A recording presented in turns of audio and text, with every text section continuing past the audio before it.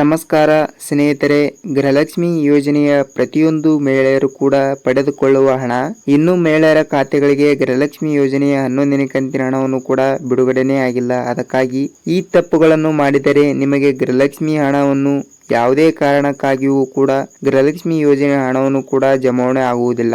ಈಗಾಗಲೇ 2 ತಿಂಗಳಿನಿಂದ ಯಾವುದೇ ಒಂದು ಕಂತಿನ ಹಣವನ್ನು ಕೂಡ ಪ್ರತಿಯೊಂದು ಮಹಿಳೆಯರು ಕೂಡ ಪಡೆದುಕೊಂಡಿಲ್ಲ. ಅದಕ್ಕಾಗಿ ಮತ್ತು ಈಗಾಗಲೇ ಹಣವನ್ನು ಕೂಡ ಬಿಡುಗಡೆ ಆಗ್ತಾ ಇದೆ. ಅದಕ್ಕಾಗಿ ಈ ಒಂದು ತಪ್ಪು ಕೆಲಸವನ್ನು ಮಾಡಿದರೆ ನಿಮ್ಮ ಖಾತೆಗಳಿಗೆ ನಿಮ್ಮ ಗೃಹಲಕ್ಷ್ಮಿ ಯೋಜನೆಯ ಹಣವನ್ನು ಕೂಡ ಯಾವುದೇ ಕಾರಣಕ್ಕಾಗಿಯೂ ಕೂಡ ಜಮಾವಣೆ ಆಗುವುದಿಲ್ಲ.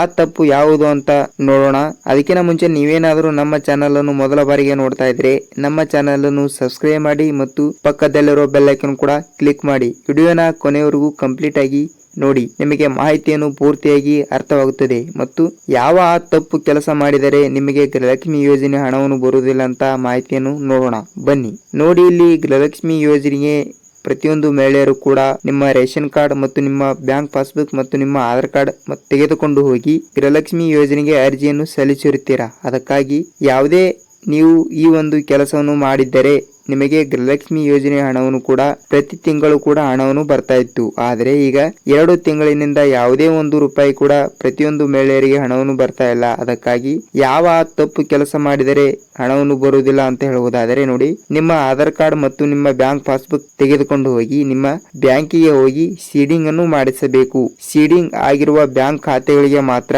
ಪ್ರತಿಯೊಂದು ಮಹಿಳೆಯರಿಗೆ ಹಣವನ್ನು ಬರುವ ಸಾಧ್ಯತೆ ಇದೆ ಅಂತ ಹೇಳಬಹುದು. ಏಕೆಂದರೆ ಇಲ್ಲಿ ರಾಜ್ಯ ಸರ್ಕಾರವು ಬಿಡುಗಡೆ ಮಾಡುತ್ತಿರುವ ಗೃಹಲಕ್ಷ್ಮಿ ಯೋಜನೆ ಹಣವನ್ನು ಕೂಡ ಸೀಡಿಂಗ್ ಆಗಿದೆಯಾ ಇಲ್ವಾ ಅಂತ ಅವರು ಕೂಡ ಪರಿಶೀಲನೆ ಮಾಡಿ ಗೃಹಲಕ್ಷ್ಮಿ ಯೋಜನೆಯ ಹಣವನ್ನು ಕೂಡ ಹಾಕ್ತಾ ಇದ್ದಾರಂತೆ. ಅದಕ್ಕಾಗಿ ನಿಮ್ಮ ಬ್ಯಾಂಕಿಗೆ ನೀವು ನಿಮ್ಮ ಆಧಾರ್ ಕಾರ್ಡ್ ಮತ್ತು ನಿಮ್ಮ ಬ್ಯಾಂಕ್ ಪಾಸ್ಬುಕ್ ಅನ್ನು ತೆಗೆದುಕೊಂಡು ಹೋಗಿ ಸೀಡಿಂಗ್ ಆಗಿದೆಯಾ ಇಲ್ವಾ ಅಂತ ಒಂದು ಸಲ ಕೂಡ ಚೆಕ್ ಮಾಡಿಸಿಕೊಳ್ಳಿ. ಚೆಕ್ ಮಾಡಿಸಿದ ನಂತರ ಸೀಡಿಂಗ್ ಆಗಿದ್ದರೆ ಪ್ರತಿಯೊಂದು ಮಹಿಳೆಯರ ಖಾತೆಗಳಿಗೆ ಗೃಹಲಕ್ಷ್ಮಿ ಯೋಜನೆಯ 11ನೇ ಕಂತಿನ ಹಣವನ್ನು ಕೂಡ ಬಿಡುಗಡೆ ಆಗಿದೆ. ಪ್ರತಿಯೊಂದು ಮಹಿಳೆಯರ ಖಾತೆಗಳಿಗೆ ಹಣವನ್ನು ಕೂಡ ಬಂದಿದೆ ಮತ್ತು ನೀವು ಸೀಡಿಂಗ್ ಮಾಡಿಸಿಲ್ಲ ಅಂದರೆ ಪ್ರತಿಯೊಂದು ಮಹಿಳೆಯರ ಖಾತೆಗಳಿಗೆ ಹಣವನ್ನು ಬರುವುದಿಲ್ಲ. ಯಾರು ಸೀಡಿಂಗ್ ಮಾಡಿಸಿರುತ್ತಾರೋ ಅವರಿಗೆ ಗೃಹಲಕ್ಷ್ಮಿ ಯೋಜನೆ ಹಣವನ್ನು ಬಿಡುಗಡೆ ಆಗಿದೆ. ಯಾರು ಸೀಡಿಂಗ್ ಮಾಡಿಸಿಲ್ಲ ಮತ್ತು ಸೀಡಿಂಗ್ ಕ್ಯಾನ್ಸಲ್ ಆಗಿದೆ ಮತ್ತು ಸೀಡಿಂಗ್ ಮಾಡಿಸಿಲ್ಲ ಅಂದ್ರೆ ಅವರಿಗೆ ಕರ್ನಾಟಕ ರಾಜ್ಯದಿಂದ ಗೃಹಲಕ್ಷ್ಮಿ ಯೋಜನೆ ಹಣವನ್ನು ಕೂಡ ಜಮಾವಣೆ ಆಗ್ತಿಲ್ಲ. ಅದಕ್ಕಾಗಿ ನೀವು ನಿಮ್ಮ ಆಧಾರ್ ಕಾರ್ಡ್ ಮತ್ತು ನಿಮ್ಮ ಬ್ಯಾಂಕ್ ಪಾಸ್ಬುಕ್ ಅನ್ನು ತೆಗೆದುಕೊಂಡು ಹೋಗಿ ನಿಮ್ಮ ಬ್ಯಾಂಕ್ ಯಾವುದು ಇರುತ್ತದೆಯೋ ಅಲ್ಲಿಗೆ ನೀವು ಹೋಗಿ ಸೀಡಿಂಗ್ ಅನ್ನು ಮಾಡಿಸಿ.